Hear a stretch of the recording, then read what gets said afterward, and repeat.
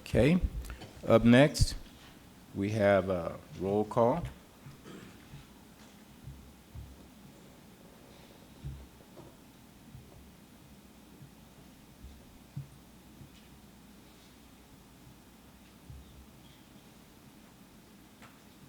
Ms. Holly?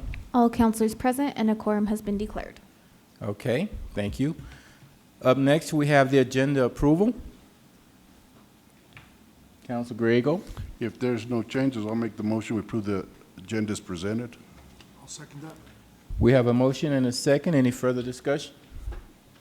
If not, please start voting. The motion carried unanimously. Okay, thank you, Ms. Holly. Okay. Up next, we have citizen comments. This is the part of the agenda where we have citizens come up to the podium and state your name, and then you have 3 minutes to make any comments that you may have. I ask that you keep your comments within 3 minutes. If you're still talking when the buzzer goes off at 3 minutes, I would politely ask you to have a seat. We have one comment card, and it is J.J. Hostetter.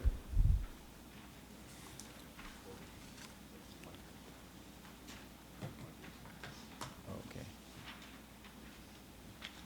Good evening again. A couple things I couldn't get through last week. I have a little information on a bid that we have. So we've discussed a lot of things why we're opposing, I'm opposing the Mom Trail, which been here a regular, I guess, now. But this is also a financial impact that we haven't really discussed. I have a copy, I think, for each of you. Do you mind if I pass it out? So that you can see it. So I'll get to that in just a second. Then I have this printed off of the website, right off of the little yellow bar on the main deal, and it says that it allows south side of Alamosa access to the Rio Grande for water-based recreation and non-motorized trail use. There has not been a direct, well-delineated route.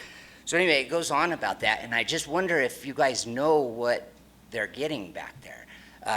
You know, with this map, you can see this part, and we've discussed this, or I brought it up before, about what is owned by the city and what's to be available. There is land up in here that is owned by Fish and Wildlife, but they do have an environmental impact study on it that is showing there probably won't ever be a trail built there because of impact to habitat for the wildlife. So from what we know, that's inaccessible. So there's this little stretch between here and to the dam, and the dam is not accessible. And Suzanne has said that it's too dangerous, we'll put signs and a gate or whatever, but I'm not really sure if you realize what you're sending the people to. And so we've been trying to get this back on the agenda to get looked at, and now I'm to the point where I just would love for you to look at it and see. There's been so many concerns about vagrancy and fire, danger. We've brought up response time, and the counter has been, when you have nature trails, you don't expect to be able to have services if you have a heart attack, and that's fine for adults. I don't think that's ever been any of the South River Road's concerns. I think seeing kids sliding down that dam and getting tangled up in the riprap are more of a concern, or being sucked into the culvert that feeds on the east side is more of our concern. And I don't know if it's being addressed. It's not being addressed to us, although it may be among you guys. So we do think response time is huge because of the danger of it. Fire, that's being discussed, I know, and we don't have much information or anything new on that. But I get the feeling a lot of this has been pushed off of, or voted on based off of people's opinions, and we never had a chance to voice ours, so you weren't aware of any of these concerns when you approved it. And now we're to a point where it's moving right along, and we would really appreciate if you could see it and know what we're looking at, because it's there's issues. And, you know, issues that we feel need to be addressed. And I'm not sure that you guys realize what you're doing. The riprap all along that river, I don't know what water recreation we're planning on giving people, because it is, you're not going to get a canoe in there, and fishing is not legal till 2021. Okay. I guess. Thank you, Mr. Hostetler. So can I give this to you guys? I ran over my time. Sure, you can give it to her. Sure. Do you want me to pass them out, or just? Yeah, just pass. You can give them to her. She'll pass them all around. Mine? Thank you. Thank you so much. Okay, up next, I believe we have Mike Wisdom, Early Iron, The president of Early Iron, Matt Beckner. and Matt, yep. I'm sorry we're late. We missed the pledge. First of all, we can't thank you guys enough as a city for your support in Early Iron year after year. This is going to be our 39th year, and we're welcoming Dennis Gage, a TV personality I don't know if you're familiar with. One thing that I don't know if you've noticed, year after year, Early Iron's been growing, and we're looking at kind of busting some of the seams around the park.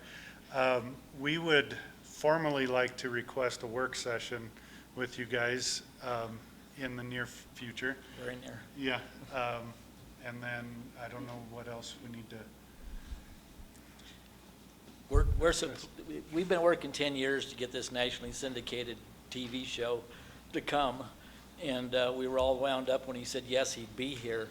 And now we're starting to get the groupies from all over the United States saying they're going to follow him. And so I don't think we even have any idea what we've done. We've busted open another floodgate. So we're going to need your help again.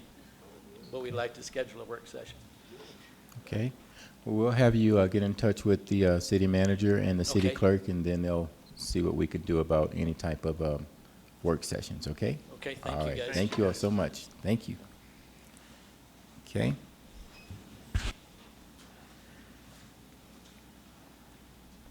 Up next, Mayor, if Yeah. I can just add on, because it looks like they might leave.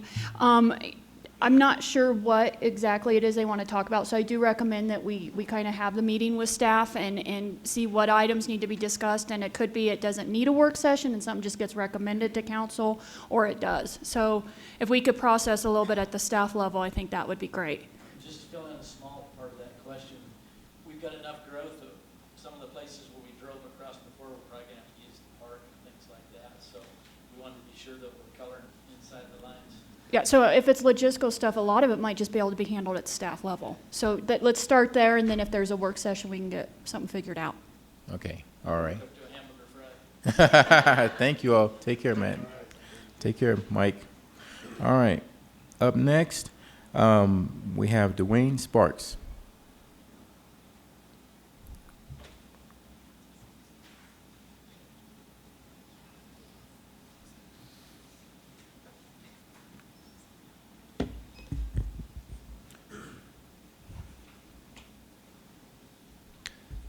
Good evening, City Council members and also Mayor Ty Coleman.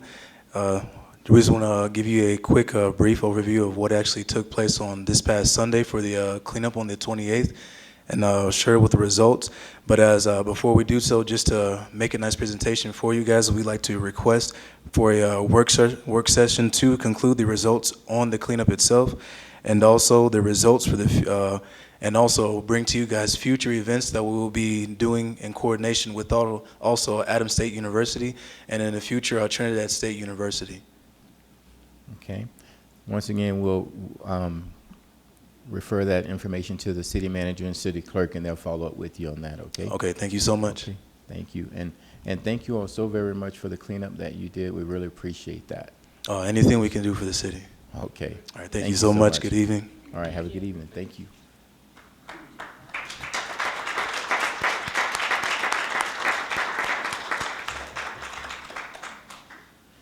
Okay, this is the part of the agenda to where we have the city manager and legal respond to any comments.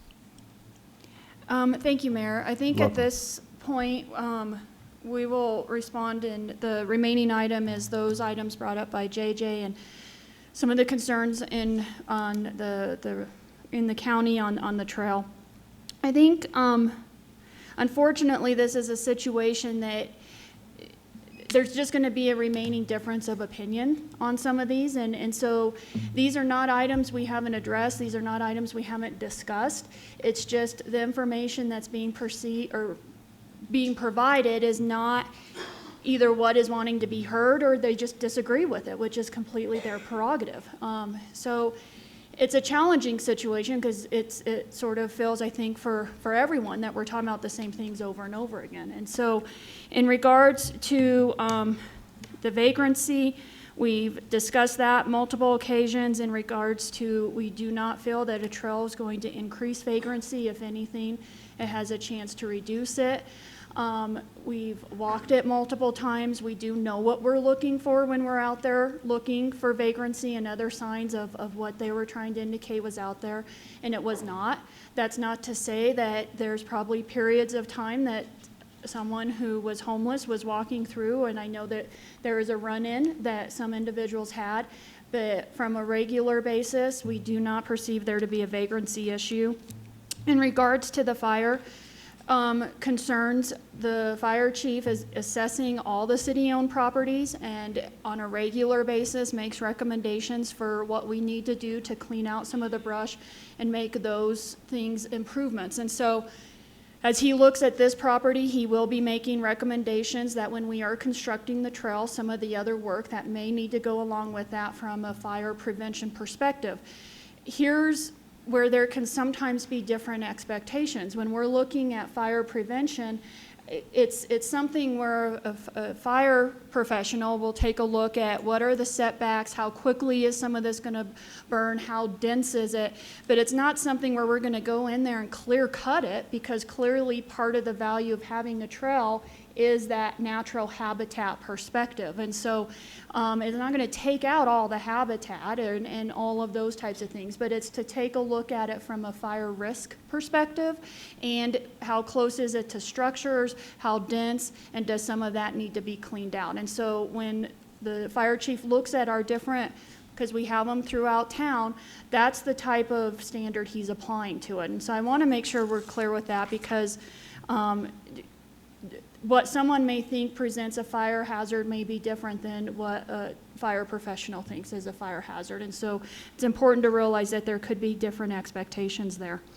In regards to a response time, again, it's from this expectation of when people are utilizing trails, what their expectation is, the other trails that the city has, the trails that are across the state, and in open spaces across the state and in other states. This is not a trail that is unique and is indifferent from a threat perspective to people's health or response time or anything like that. Now, I will share that we, with the addition of the Sheffis property, with the addition of the Inspire grants that allowed for the multiple trail extensions up in the ranch property, as well as the extension of this trail, from a staff level, we feel we're reaching this level that we need to propose to council for the 2020 budget, that we need to take a look at some better maintenance and some better patrols and those types of things for all city trails, for all the city open spaces, in addition to some of the park activities and those types of things as well. And so we are pulling together what we think that proposal will look like. It does include some equipment for the police department. It does include potentially an FTE, not necessarily because of the trails, but some of the vandalism and stuff we're seeing in the parks. We feel that a dedicated person towards some of that might look a certain way. So we are doing our due diligence of researching what other communities are doing and making sure that as this community grows with its outdoor recreation, that we're keeping up with it appropriately as well. And so we're looking at those. But I can tell you from a trail perspective, this trail is absolutely no different than any other trail that we have in the community from a response time or a fear for safety or anything like that. In regards to the river access, I can assure you that we are working closely with the refuge. Suzanne has been in constant contact with our staff, and we are going to have a very solid project. We have trails all along the river in regards to safety consideration and providing access to the river. So this is one more that would mirror what we have in some of the other areas of town. And so it's a challenging thing to discuss, because honestly there's really nothing I can say that's going to alleviate the frustration that a handful of these people have. And I fully respect what their opinions are. We've listened to them, we've modified what some of the plans are because of what those concerns are. But in other areas, we simply don't hold the same opinion. And we feel that this is a very good project and from a social equity perspective is very important to this community. So I can keep saying this every time because really the information does not change. So, thank Okay. you. Thank you. Thank you. Councilor Vihil? Would now be the proper time to respond to some of that, or should I wait till council comment? I'll let, go ahead. You should wait till council comment. There's no agenda item that we're going to be debating here. Okay. Thank you. All right. Thank you. Okay. All right. So let's move on to ceremonial items. Item A, introduction of Kathy Woods, our Economic Development Director. Heather? So we have an amazing hire. She's a week and a half into her employment with the city of Alamosa, and I think many people know her as Kathy Rogers, but she did get married, so it's Kathy Woods. So you can call her either one. I think she answers to Yes. both. But Kathy, I'll let you talk a little bit about your background. Oh, thank you. Good evening, Mr. Mayor, council, staff. Thank you, first of all, for creating this position under the umbrella of the city. I think with Heather's leadership and your guidance and the guidance of the investors of the ACDC, former the ACD board, I think it's going to be a good move. I think we have a lot of opportunity. And in the past 8 days, it's been great because we've already made a whole lot of contacts. It was funny because even the first and second day, people were calling and coming in and wanting to meet about things, either their existing business or a few possibilities of people wanting to bring business in already. So it's exciting. I think Alamosa in this community, the whole valley, I think it's an exciting time. And I see people that very much contribute to that and bring things to the table. So I need to assess what needs to be assessed. I think my next job, I've been trying to get around town and see people, see business owners.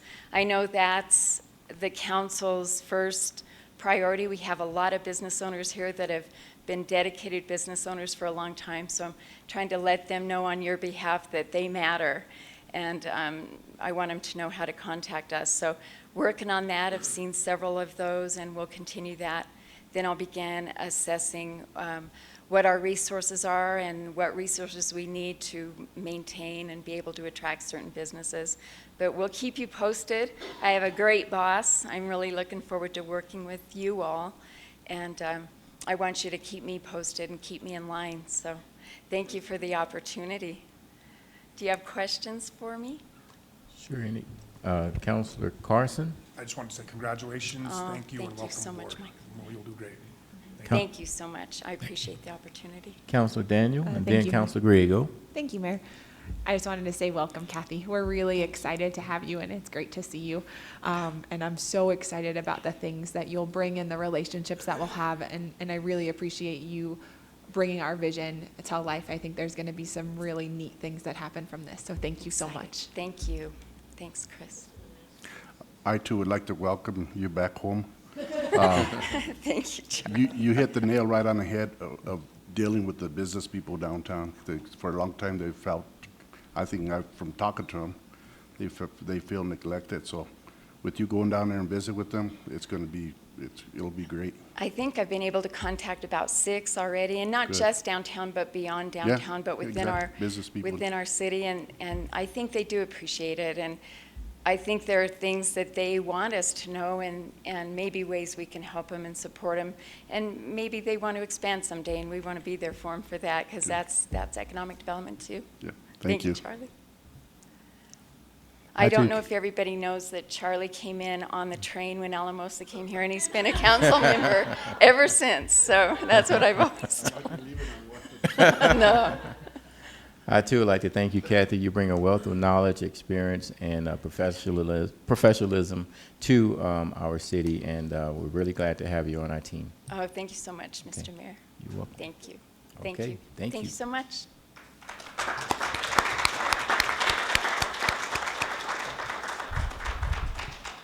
Okay, council, we're gonna have like 4 different proclamations. And for those who are in the audience, when we call your group, if you can come up to the podium. And what I usually like to do is try to get council involved in reading these proclamations, so it's just not me doing it, because it takes more than just me. It's all of us participating in events and activities throughout the city. So on nights like this, I share the reading of the proclamations with different council members, especially if they participate on a particular board. The first proclamation is the 124th anniversary of the General Federation of Women's Club Proclamation. And tonight, Councilor Carson is going to read the proclamation. We'll come down there, and after he reads the proclamation, we'll come down and take a picture with you all, okay? So if anyone would like to come up to the podium and maybe say a few words about your organization, and then Councilor Carson will read the proclamation. Thank you. Good evening, Mayor Coleman, council members. My name is Teresa Rutter, and I'm president of the Colorado Federation of Women's Clubs. And we are part of the General Federation of Women's Club, one of the world's largest organization of women dedicated to improving and enhancing the lives in our communities through volunteer service. We give scholarships, we advocate for children. Our signature project is domestic violence awareness and prevention, and we promote leadership in women, and we do much, much more. Too numerous to list here, but you get the picture.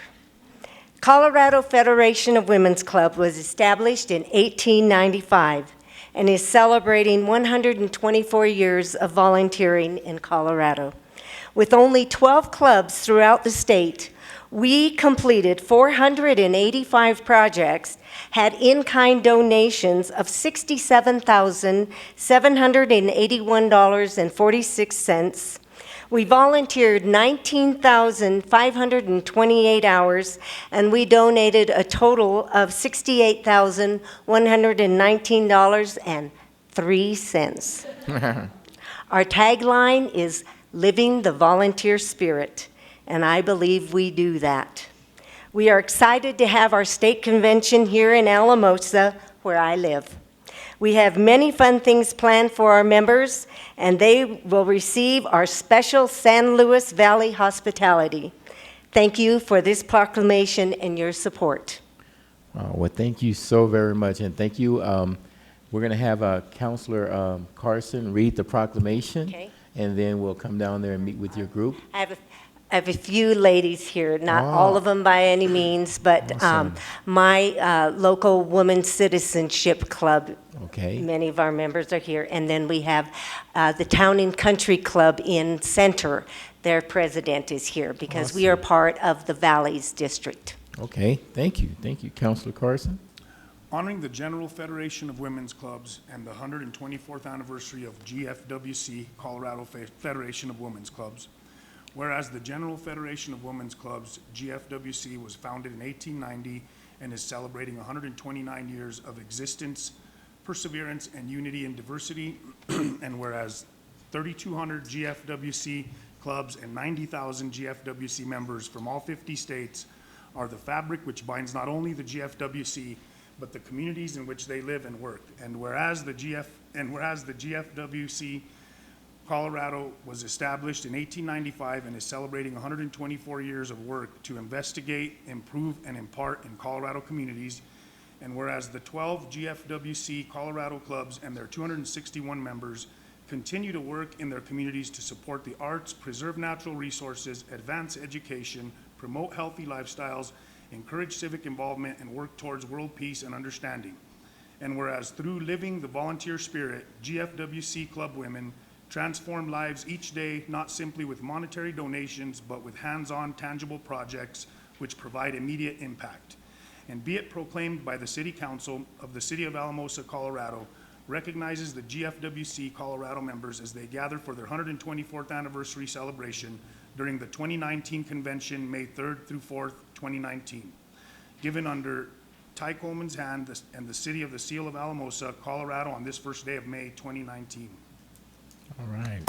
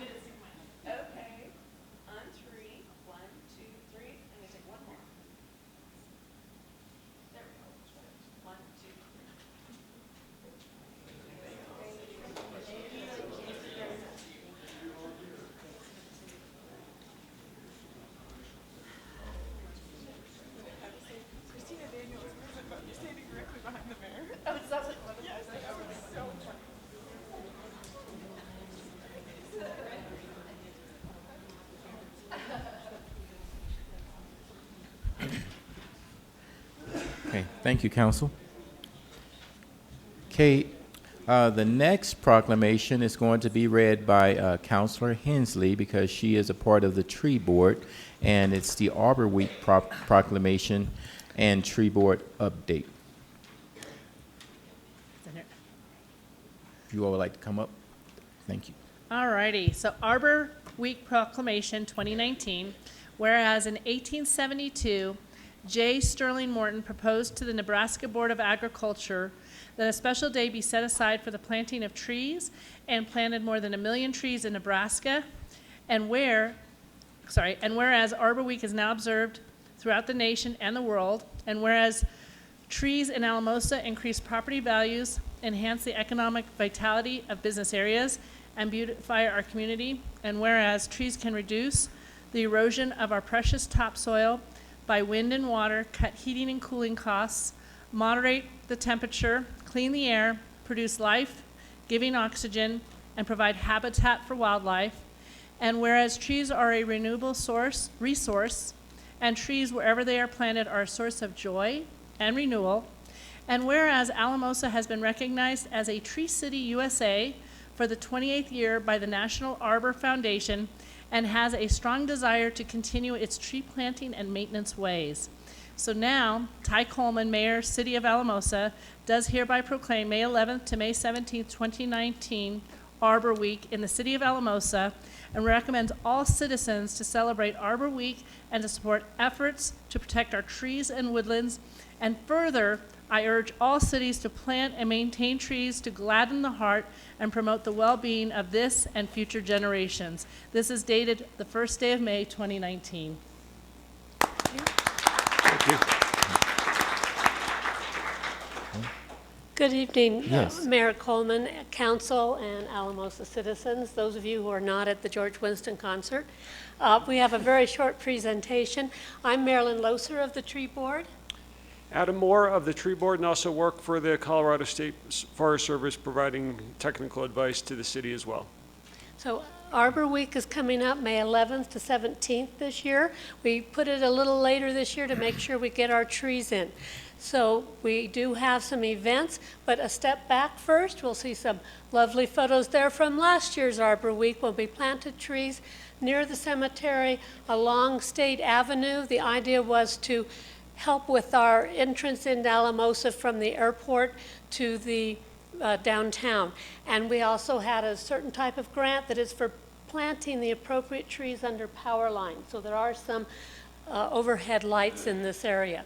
So people gather, and what happens is that the wonderful city tree crew digs the holes, gets the trees in there because these are large. We backfill, learn how to take care of trees and try not to kill them, and how to properly plant them.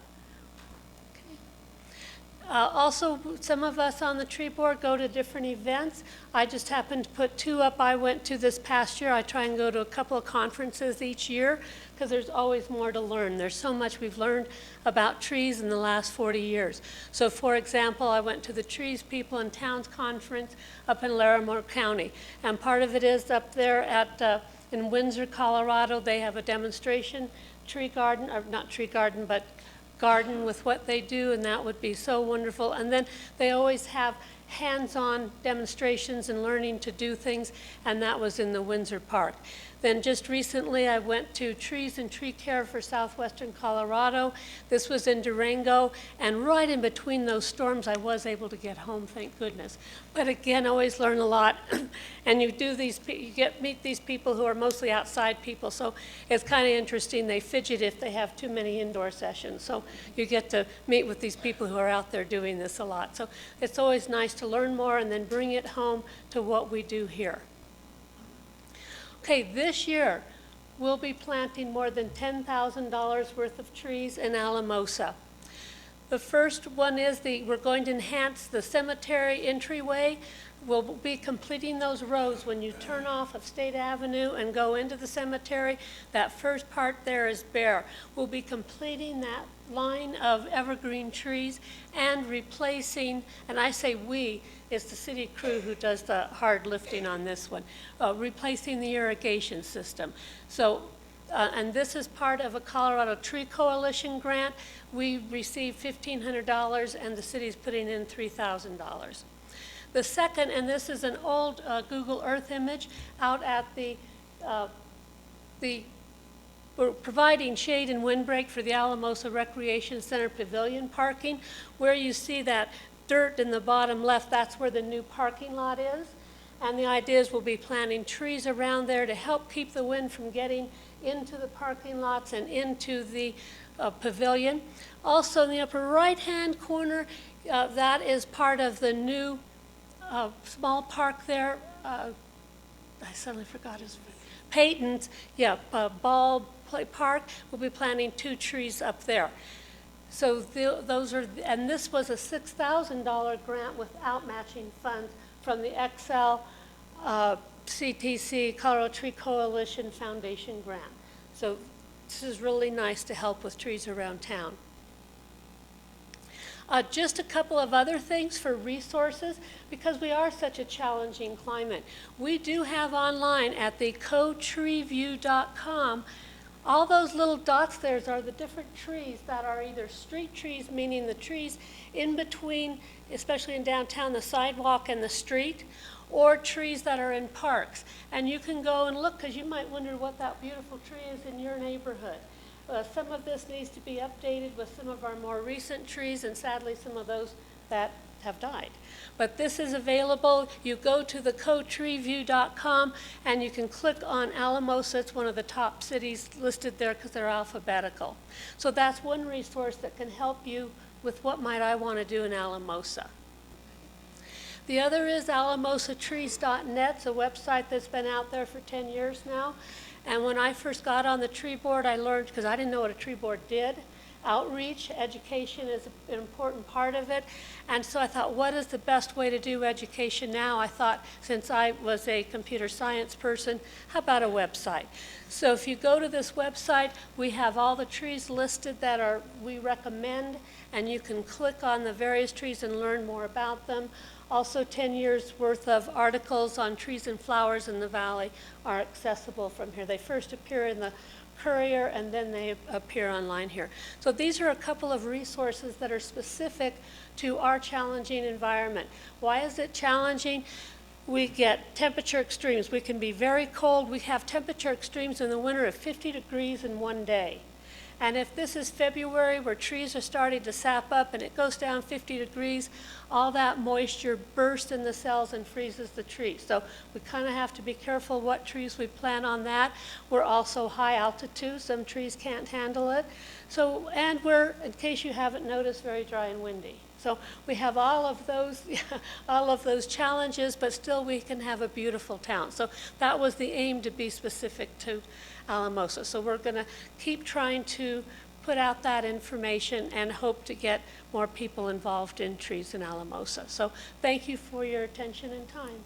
Thank you. Thank you very much. Appreciate it. All right, so we're going to go down and take pictures. Did you want to add anything?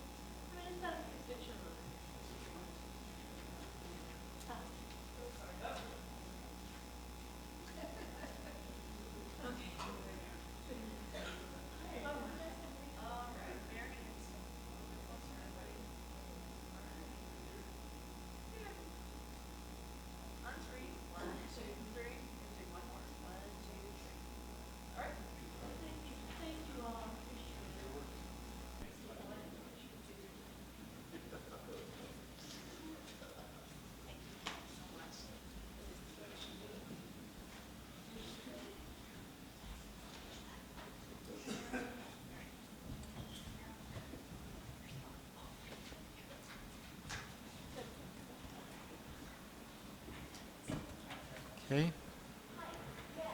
Okay. The next proclamation is the Historic Preservation Proclamation. We can have some of the members come up here, and Councilor Vigil, who's very passionate and active in this committee, he's going to read this proclamation. Thank you, Mayor. May 2019, Historic Preservation Month. Whereas the City of Alamosa, in celebration of the month of May as Archaeology and Historic Preservation Month, recognizes that historic sites and structures in the community are symbols of our heritage and valuable assets to the quality of life in our community. These structures anchor our downtown, our residential areas, and the larger community, upholding the native character of our city and instilling civic pride by virtue of their very presence. Their potential as resources and attractors for heritage tourism is great. The events, businesses, and experiences these sites have hosted connect us to one another and form a vital part of the fabric of our community. And whereas Alamosa's many historic structures represent a diversity of economic and architectural trends that are integral to the past and future development of this great community, founded more than 140 years ago, the city is actively engaged in recognizing these emblems of our heritage through the Alamosa Historic Registry. Now, therefore, the Alamosa City Council proclaims the month of May 2019 as Historic Preservation Month and encourages its citizens to advance historic preservation activities in the community. All right. Thank you. As historic preservation, we also have a history of electing our newest member as chair of our committee. And our newest member back in February when we had that election was Andrea Spencer, who's here. I'm corresponding secretary still. I stick with that job since it doesn't take the work that president or chair of the board does. But anyway, Andrea, our next to newest member, Stan Moyer, our newest member, and of course as council you've interviewed these people and know them probably better than I do. We're working currently on Boyd School. We've met with them and they're very hard to get a hold of. And they're of course owned by the group out of Denver, so we're having a little problem in that respect. The narrow gauge, as you may know, was just recently purchased by a local citizen of Alamosa. Previously had been owned by a gentleman up in Steamboat Springs who would not even talk to the co-op when they came in. He had an intermediary to talk to them, and we were consequently never able to go to him about historic designation. Such a beautiful building. We have 2 buildings on that corner. Currently on the registry, we'd love to add the narrow gauge bookstore to that list. One of the buildings on that corner, Milagros, is going to be undergoing this July, I think, some renovation, and they're going to be taking off, as I understand, the brick that was put up in the 60s and was not historic, going to replace it with historic brick. They're going to open up a window that was closed off at that time to bring it back more to its historic view. The kind of things we love to hear. And other good news, our county courthouse, which is standing empty, the purchasers met with the Historic Preservation Committee at our last meeting, very interested in maintaining the historic character, planning on putting apartments in there, and seemed very, very open to working with us. Of course, inside a building, there's really nothing that we in the ordinance could keep them from doing, except maybe taking the roof off or something like that. One of the many things that you have as advantages by historic designation, not only does the public get that benefit of a historic downtown and the character and sense of place that offers. There are also grants available for exterior work on a designated building. The minimum, or no, I can't think what the gambling funds are for limited stakes gambling, I guess is what it's called. Some of those monies go to historic preservation. We appreciate your designating May, not just 1 week. We're taking the whole month. Next Monday, going to be giving a talk at Rotary on the historic designations and the reasons for a Historic Preservation Advisory Committee. And then on the 26th of this month, Sunday, 2 o'clock in the afternoon, we'll be meeting out at the flagpole, and we'll do a historic walk of downtown and discuss historic buildings with any people that are interested in doing that. And so, Council, Mayor Coleman, we appreciate you designating May as Historic Preservation Month. Thank you.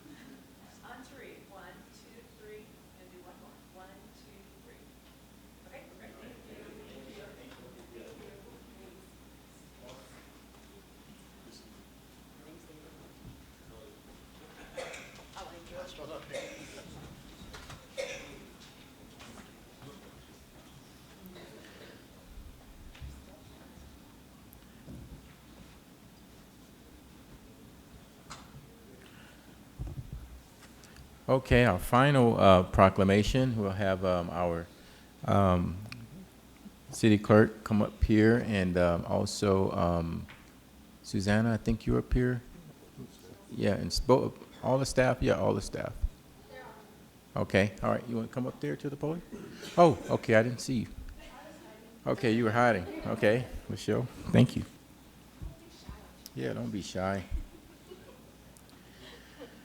Okay, this proclamation is the proclamation of the 50th anniversary of Municipal Clerks Week, May 5th through May the 11th, 2019.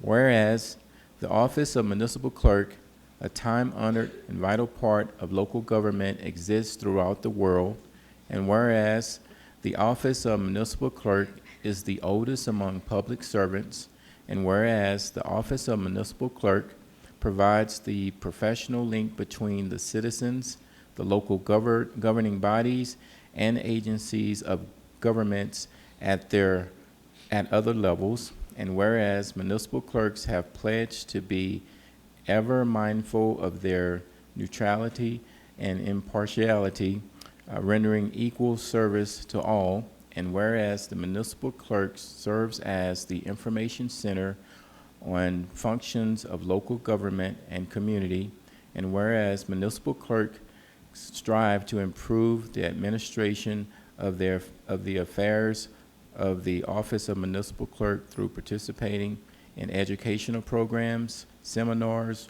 workshops, and the annual meetings of their state, county, and international professional organizations, and whereas it is most appropriate that we recognize the accomplishments of the office of municipal clerk. Now, therefore, I, Ty Coleman, Mayor of the City of Alamosa, and on behalf of the entire City Council, do hereby proclaim the week of May 5th through May 11th, 2019 as Municipal Clerks Week, and further extend appreciation to our municipal clerks, Holly Martinez, Susanna Gallegos and Lachelle Montano. And the municipal clerks are a vital service to our community. All right. Would you all like to say a few words? I guess I'll just say something. I couldn't be the clerk I am without these two, so I'm very appreciative of them, and that's why they're here and included in all of this. Oh, great. Thank you. And we appreciate all the service that you all provide as well. Okay, thank you.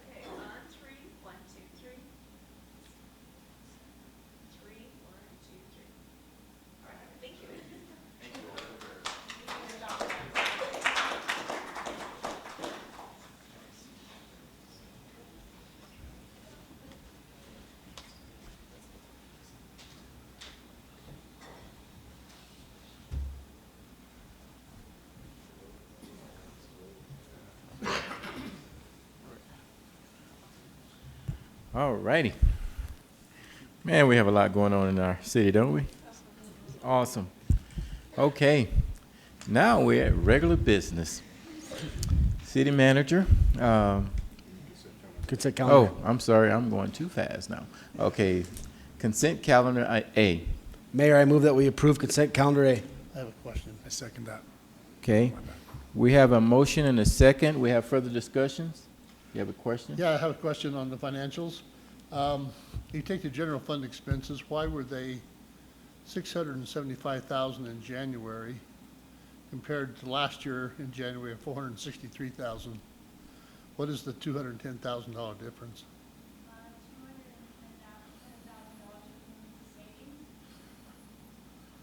What's what? Move to second. Judy, can you come up to the microphone? Thank you.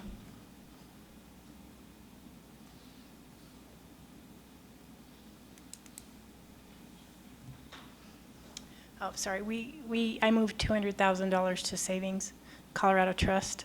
So you consider that an expense? It's just listed in those if you look at the expenditure report, you'll see that $200,000 transfer.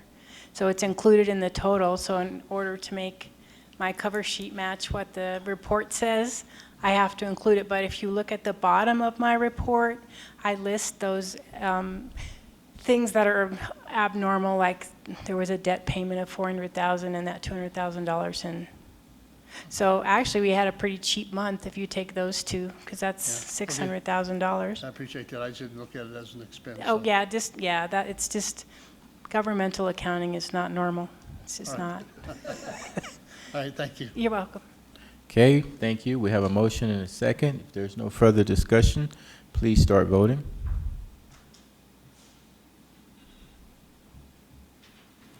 The motion carried unanimously. Okay, thank you. Now, up next, we have regular business. Item A. Heather? Thank you, Mayor. The sponsorship committee met to review the second half of the year, the request for sponsorship funds. In the communication before you, you will see that there are 11 entities that the committee is making a recommendation, and attached to your agenda was the full application that each entity provided, but to keep it short, and I can answer if there are any questions, the farm-to-table slow food, it was recommended to fund them at $250. The 4th of July parade at $250. The Division III Chapter of Colorado Water Officials Association Annual Conference sponsored that at $250. The Christmas parade, similar to the 4th of July parade, it's recommended to fund that at $250. The next item is one that is a little bit different, and that is the Roundup stage, which is recommended to be funded at $500. Council might remember in the first half that the Alamosa Roundup submitted an application for funding, and it was approved to provide them for $2,000. After going through that process, and doing other fundraising and working on the details, the organizers have realized that the city stage, which we also offered as in kind, is not large enough to handle the type of concert that's going to be held. And the cost to the organizers to bring in the other stage and all of that is over $4,000. So they contacted us to find out if there was anything that could be done. I shared that the sponsorship committee would be meeting. They could submit a request to be considered, but I wasn't sure what the sponsorship committee would make a recommendation on. After looking at that information, the recommendation from the committee is to provide an additional $500. I do want to also offer from a historical perspective, that would put the total to $2,500, which is still less than historically what we've provided for the overall event in the past. So I think the goal of maybe kind of ratcheting that down some is still being accomplished while recognizing this change in their plans and the cost to the event. Moving on, Oktoberfest is recommended to be funded at $800 plus in kind of $500. SLV Pride Fest, which is a new event for the community, is recommended to be funded at a higher level since it is this first year at $2,000 plus in kind of $525. The Early Iron Breakfast hosted by the Senior Center was recommended to receive $100. This is slightly less than what they've requested, but I think since they received funding through the outside funding, that was taken into consideration as well for this.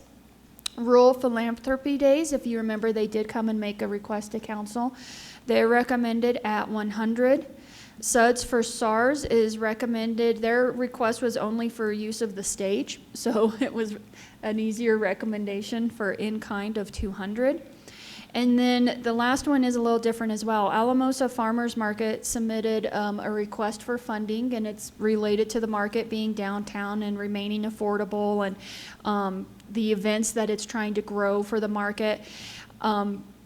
But we currently fund them out of our economic development line item and have a contract with them for $1,000.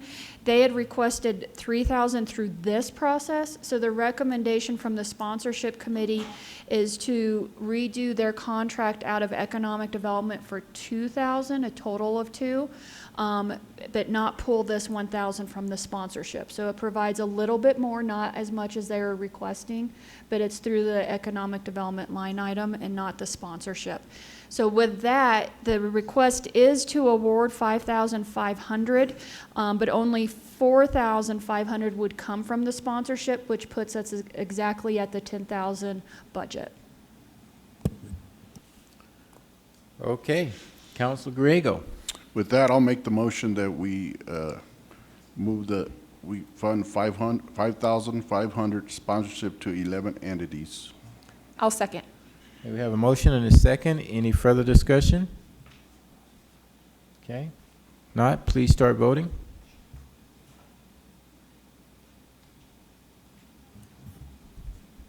Ms. Holly? The motion carried unanimously. All right, thank you. And thank you, Councilor Vigil, and Councilor Daniel for your work at that. Appreciate that. All right, next item is item B.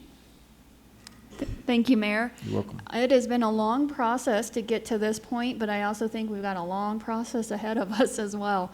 At the April 3rd council meeting, council created the Homeless Coalition. And as you know, there are several spots on that coalition, one of which is a council representative. And so at this point in time, we would like council to discuss who you want your representative to be on that coalition.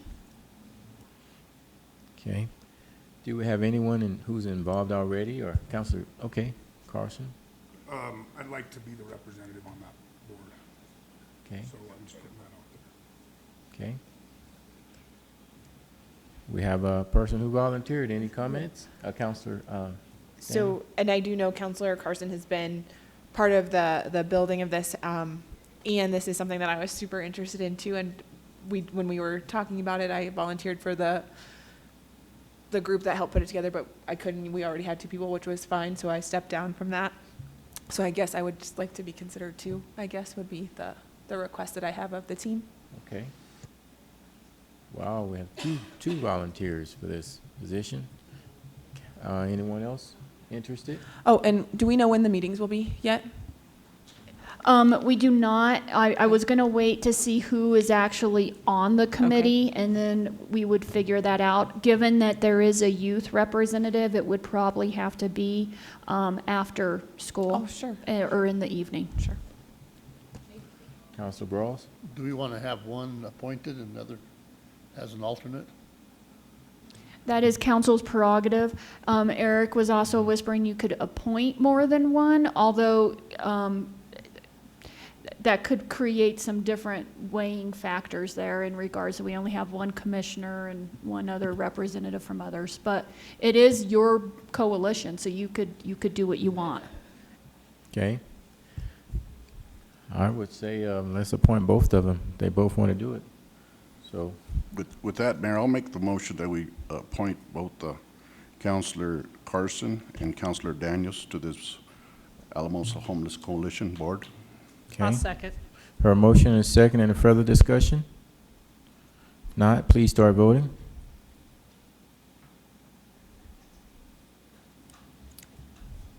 Ms. Holly? The motion carried unanimously. Thank you both for volunteering to do that. Appreciate that. Okay. Up next, we have item C, second reading and public hearing of ordinance number 12-2019. Is that That's me, Mayor. Eric? Okay. So you do need to have a public hearing on this second reading of the ordinance, but before you get into that, this is not the first time that council has discussed this notion. I just want to highlight the 2 purposes behind doing our own Fair Campaign Practices Act ordinance rather than just being subject to state statute is first off, to better tailor the disclosure requirements of the Fair Campaign Practices to our local needs. And in particular, one of the things that's in front of you is where to set the triggers for when especially candidates have to do disclosures, also issue committees, but those are high enough that I think they would rarely be encountered. But the real operative question is where to set triggers for when candidates for council need to make financial disclosures.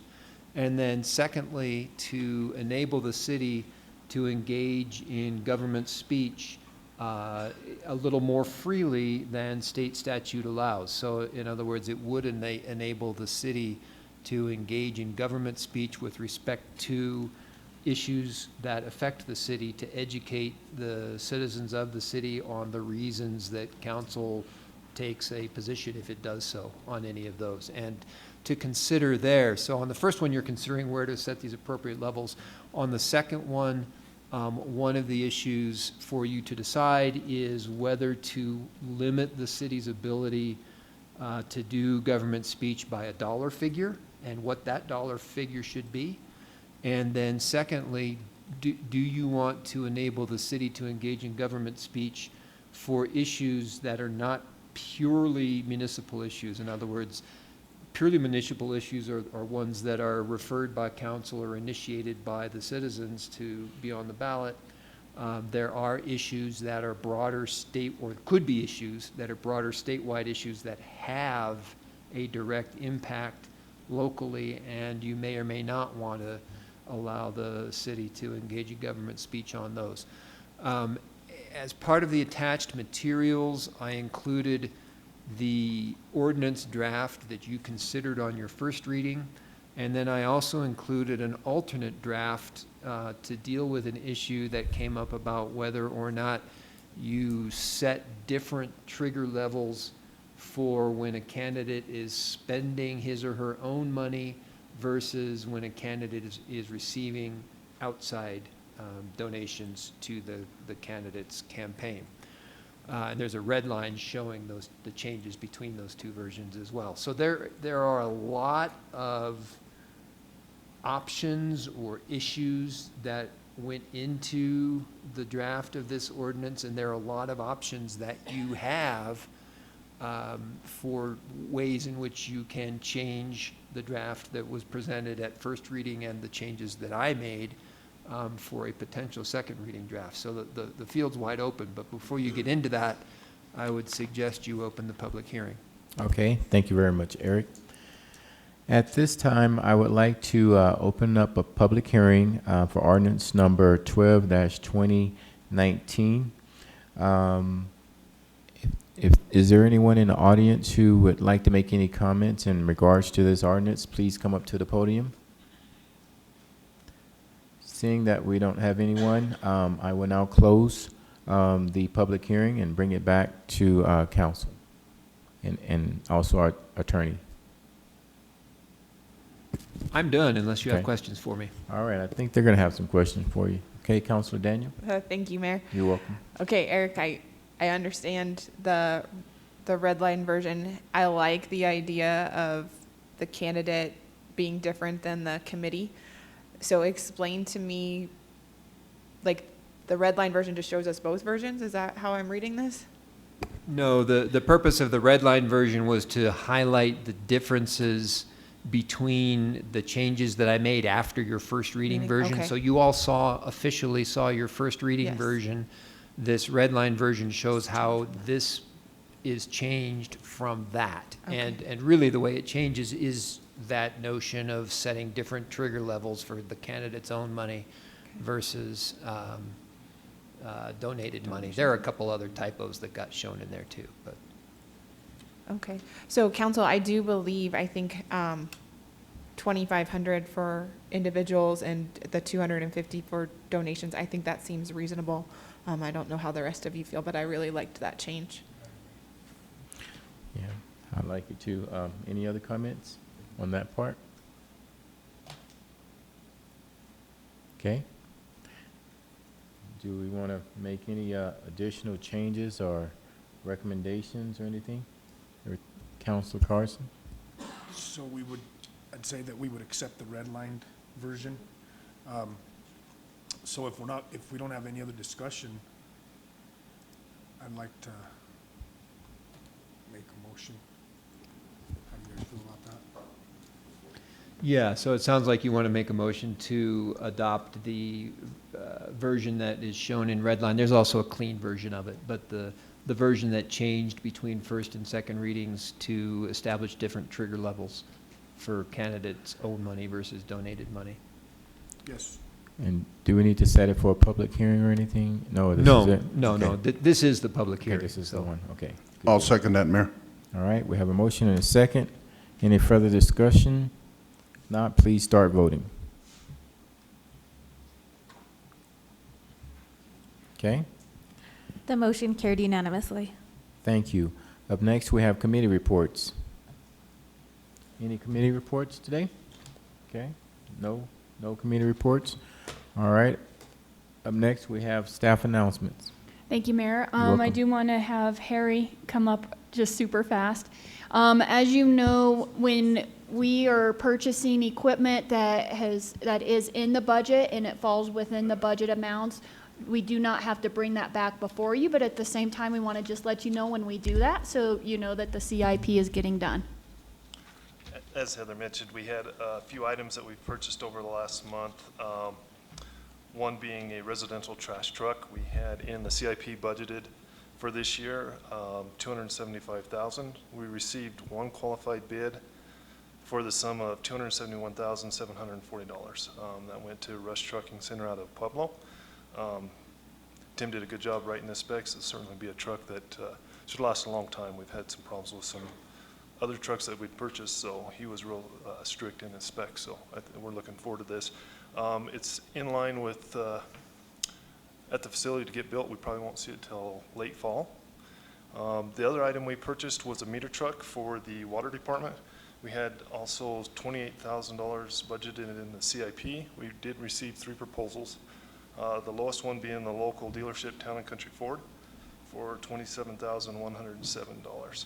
And the nice thing about the purchasing local also is the truck is on the lot ready to be picked up. So that's all I had. I had Councilor Griego? I had a question. So the old trash truck, is that traded in or? It is part of the proposal. We Part of the traded deal? in, yes. Okay. All right. Thank you. And thank you for shopping locally and supporting our local businesses. That means a whole lot. Appreciate that. That is the only staff update that we have. Okay, good. All right. So up next, we have our local liquor licensing authority action. Is that you, Ms. Holly? That is just a consent item unless you want me to read it, but it's just to approve Okay. the special events permit for the early iron. Okay, all right. So Mayor, I move that we approve consent calendar B. I second. have a motion and a second. Any further discussion? If not, please start voting. Ms. Holly? The motion carried unanimously. Thank you. And then looks like we have council comments.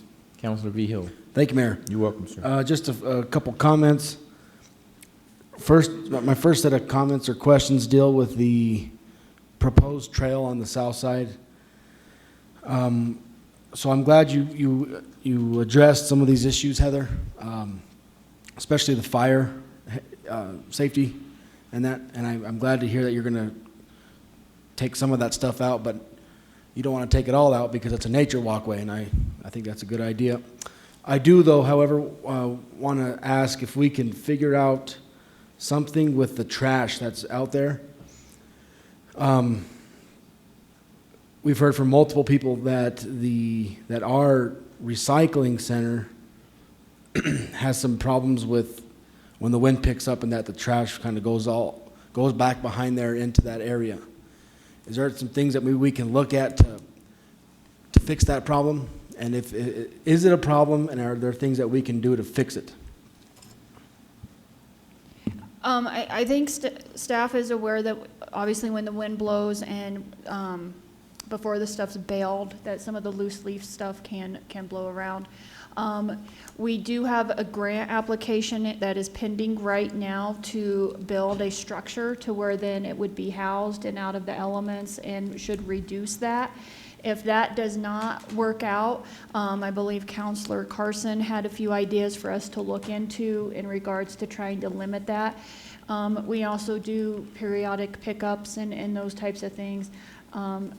I can tell you when we went out there and walked in the area on different times, we did not see the trash that was being communicated other than along the side of the road, which was more of when people are driving and throwing stuff out their window. However, I want to be clear, when the month that we were out there walking it and everything was not the springtime either, when we see a lot of the winds. And I think that is probably a major contributor. So we're aware of it, and we're looking at that grant, and then we can, have periodic cleanups. Or I know we give list of locations to the chief for when he is contacted for cleanups, and so a lot of times there's a lot of focus for the river, but we're also put in that South Craft is starting to look a little bit with some trash as well, and then we can add this location, and if we start seeing trash other places too for community pickups. Okay, and then another thing that keeps being brought up with this trail is the access to the dam down there. So people can't go down there, correct? So Andy is not here, and I don't want to misspeak because that's only going to create more frustration. What I can tell you is that Susanna has been working, or Susan, or it's Susanna, has been working with us very, very, very closely. In fact, she's helping us identify other grants that only they are eligible for that would further enhance the trail that is on their property. And so we're not putting them on the dam. And so one of the next phases will be a bridge or some sort of structure that then crosses that to go to a fishing pier that then would have fishing for the public and then tie into the other trails that they have planned as well. Now, these are probably 5-year, 10-year plans that are going to take time to happen. And so this is the first stage. And so she has talked to the residents as well as our staff, is aware of what the concerns are, and in regards to where she is in agreement or not in agreement, we will be doing proper signage and trail development in regards to that property that's on there, the trail that's on their property. Thank you, Heather. And then I guess my last comment or concern really is nothing to do with the trail, but I'm sure we all have seen the amount of water that's in our river right now. How's that looking? When I drive to Center every day, the water at the bridge by Home Lake, it's filling up pretty big. It's coming. So are we ready? So the timing of this, if you could say anything is convenient about this, but the fact that this past year we've had at our retainer, the engineering firm that is looking at the structure of the levee, and if you might remember, they've been out boring it and taking a look at what needs to be done for repairs in order to recertify and all of that kind of stuff. So anyway, so the company is very well aware of what the capacity of the levee is with its current condition. And so Harry reached out to them to find out what it looks like for us in regards to the flows that we're looking at and everything like that. And they ran it at 3,000 and they ran it at 5,000. At both of those, the city portion is looking okay. At 3,000, south of Alamosa in the county area, you start to see it going a little bit east. At 5,000, it starts getting up a little bit more and potentially into East Alamosa. So we have sent that mapping to the county and made sure that our partners are aware of it. But from regards to the city, the only thing at the 5,000 is the Sheff's property might see a little bit, but there's no structures out there. So we're feeling fairly confident. The only other item that Dawn is going to work on it with staff and our partners is if there is any debris with the bridges and keeping an eye on those types of things as well. Thank you, Councilor Vigil. Councilor Guerrero? I too wanted to make some comments on the trails. I appreciate the fact that we're doing trails throughout our whole community, and I hate breaking our community down into the south side, north side, but having trails throughout the whole community. And I wish there was something that we could do so both sides would be happy with, sometimes you have both sides together, and I appreciate staff's hard work in putting this together, but in my past years as a council person, there's always been a halfway medium where, we would work with community, with whoever it is to try to make it a fair deal for both sides, And I know it's going to happen, but I just hate going into an area and having a bad taste in that area. There has to be something that we, and I know Heather and your guys' groups have tried everything, but there has to be something that even the people there on that area they both have to give. Both of us have to give and live comfortably together, and I wish there was something, and I don't know what the people down there, what they want. It's going to happen. The trail's going to happen. But if there's something that we could do I know it would hurt probably both sides, but something that we could do to meet at halfways, and I don't know what that is. So, Councilor Carson? I have two questions in regards to that, and these questions are for Heather. And I just want them asked publicly for the benefit of the people that have spent their time coming here, because I appreciate the fact that JJ's come and other people have come and voiced their concerns. But like Charlie said, the trail's going to happen. It's something that I definitely believe we need in that area. But I have two questions for you, Heather. JJ just handed us this bid that he gave us, and you know, it's a fencing bid, and my question is, and I know the answer to this question, but I want to ask it anyway. Do we have other trails in the city that are on the dike and in closer proximity to residential areas, you know, besides this one? And secondly, do we have other trails in the city that are on the same dike, you know, near the river where all this recreation is taking place? Again, I just wanted to ask you that publicly because I believe those are questions that needed to be asked, because I don't know that they've necessarily asked those questions. And again, you know, being that we have trails throughout the city, have these trails been walked by these same citizens and looked to see how much the areas have been improved in some of those places? And you know, those are the things I wanted to voice. Have they done their due diligence in other areas to see how these trails have improved the areas surrounding them? And that's something I wanted to ask you. So I'm pulling up the original design. I don't think Andy's had a chance to get up the new design to the trail to begin answering some of your questions. And so in regards to them getting a bid to put up a fence, that is entirely their prerogative, and it gets to the heart of the point where we just do not disagree. They very much believe that this is going to increase vagrancy and bad behavior and those types of things. We don't believe that. They are fearful that with this trail being here, that their property, that they want a fence. We don't agree with that, but it's their prerogative if they want to spend their money to put a fence up. Now, what we have looked at is the area where the trail comes closest, which is towards the salvage yard area here, that if that was not fenced or signed, that we would have looked at putting up some fencing in order to make it clear. So those areas where the trail does approach closer the private property, we would have looked at those specific areas. That's already fenced in that area.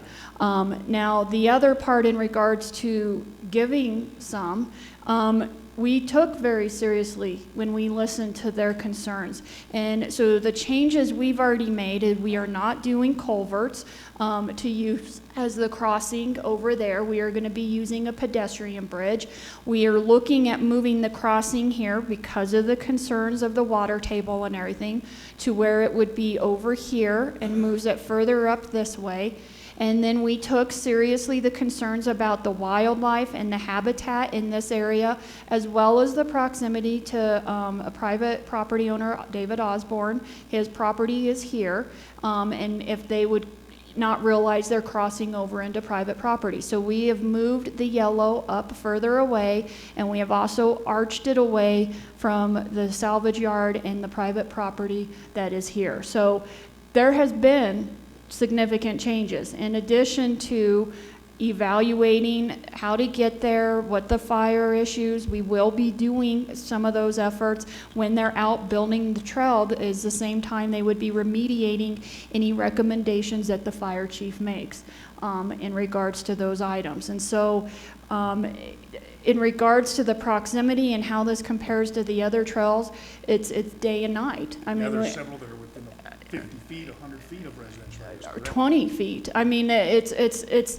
that kind of stuff. Now, I also want to make sure, though, to be very transparent in that some of the residents don't always necessarily like that live right along there. We have trash pickups because you do get trash in that area. And anywhere on some of the parts of the ranch, even along some of the streets within the city, we get reports of a homeless person camping or something, and so we go and we address those situations. So I'm not going to say there's never a homeless person on the trail that we have in some of these other areas, but when you have more people walking and you have that type of activity, if there's trash, it's going to be reported. If there's bad behavior, it's going to be reported. All of that stuff's more likely to be reported. And so it's just a very core difference of opinion that we have, and that core difference of opinion is shading this entire conversation. Thank you. Thank you. Councilor Carson, Councilor Daniel? Thank you, Mayor. Welcome. I did want to say thank you for coming back out, Mr. Hostetter. We appreciate that, and wanted to thank Heather for sharing the perspective again. I know we've had these conversations, and I appreciate you bringing that back forward, because like Councilor Carson, I believe that the more conversations we can have in the public part, the better that we are going to do. So thank you for that. And I do think this is a necessary trail, and it's a trail I support, and I appreciate the movement of I just call it the yellow line. But I really appreciate the movement of that. That's been something that we've talked about since the beginning, and I appreciate that that's been changed.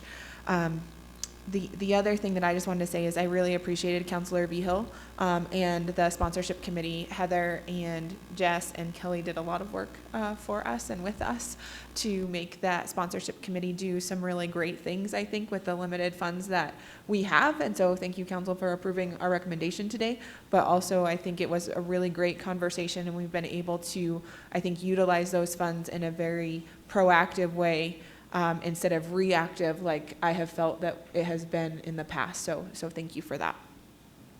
Okay. Thank you, Councilor Daniel. Okay. Any other comments? Okay. No other comments. We will go into executive session. I'll entertain a motion for that. When we go into executive session and come out, we will not have any further business discussed. Mayor, I move that we go into executive session pursuant to Colorado Revised Statute 4-6-4024F for personnel matters for both the city manager and the evaluation of the city clerk. Okay. Have a motion? Second it. Have a motion and a second. Any further discussion? Not, please start voting. Okay. The motion carried unanimously. Good. We will go into executive session. How about we go in at 8:30, give you all about 5 minutes to go take a break, and then we'll start at 8:30. We have two evals to get up. Okay, one for just basic introduction, and the other one is to have some conversation. So we'll get started. Thank you.